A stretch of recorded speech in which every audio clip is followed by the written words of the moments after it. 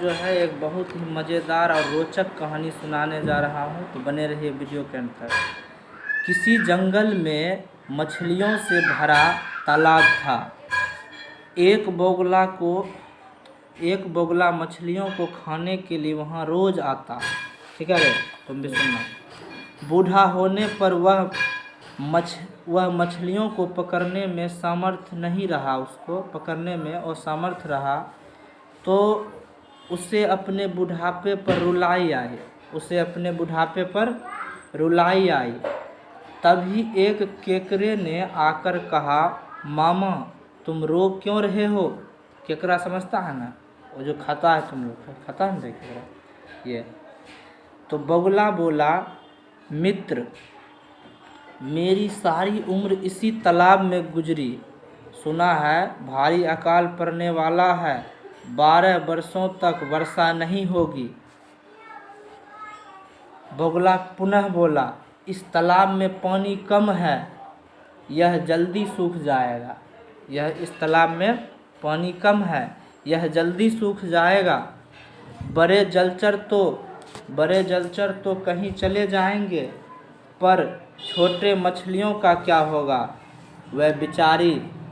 वह बेचारी धीरे धीरे मृत्यु के मुख में चली जाएगी। केकरे ने यह बात सुनकर मछलियों से कही। मछलियां भयभीत होकर बगुले के निकट आ गई और उसे घेर कर कहने लगी, मामा क्या किसी उपाय से हमारी रक्षा हो सकती है? बगुला बोला, यहाँ से थोड़ी दूर पर एक बड़ा तालाब है, उसमें बहुत जल है, वह कभी सूखने वाला नहीं। चाहो तो मैं एक एक कर तुम सबको वहाँ छोड़ आऊँ। मछलियाँ तैयार हो गई। बगुला एक एक मछली को अपनी चोंच में पकड़ ले जाता और बड़े तालाब के किनारे पत्थर पर पटक कर खा जाता। इस तरह बड़े तालाब के किनारे मछलियों की हड्डियों का ढेर लग गया। कुछ दिन बाद केकरे ने बगुले से कहा, मामा तुमने सभी मछलियों को बड़े तालाब में पहुंचा दिया, आज मेरा भी उद्धार कर दो। केकरे की बात सुनकर बगुला सोचने लगा, मछलियां खाने से मन ऊब गया है, आज केकरे का ही आहार करूं।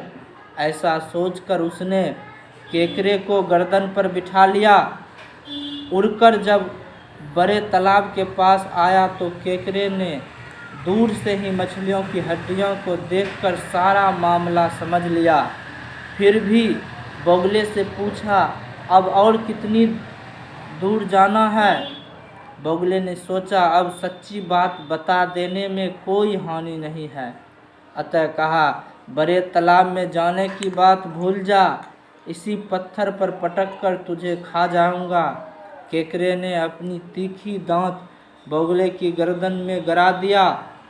बगुला पीड़ा से कराह उठा। केकरे ने कहा, तुझे अपनी करनी का फल मिलना ही चाहिए। ऐसा कहकर केकरे ने जोर से बगुले की गर्दन दबाई। बगुला वहीं मर गया। दुष्टों की यही दशा होती है। आप किसी के साथ छल कीजिएगा, आपके साथ भी किसी न किसी छल करके आपको मार देगा। तो जो है यह कहानी आपको कैसा लगा कमेंट बॉक्स में कमेंट करके ज़रूर बताएं।